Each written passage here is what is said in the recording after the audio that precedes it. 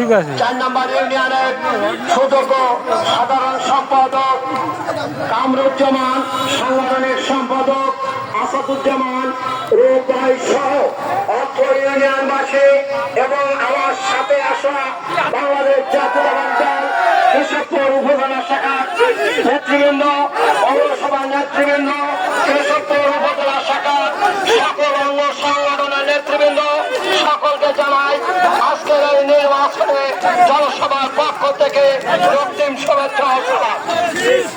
বক্তব্য আমাদের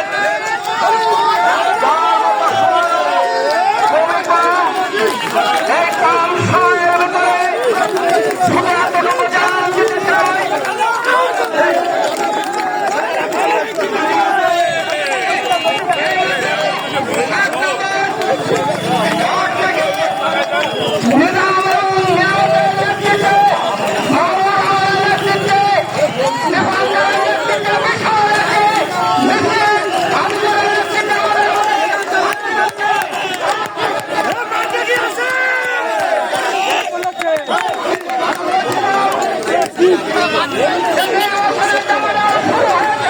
Hola.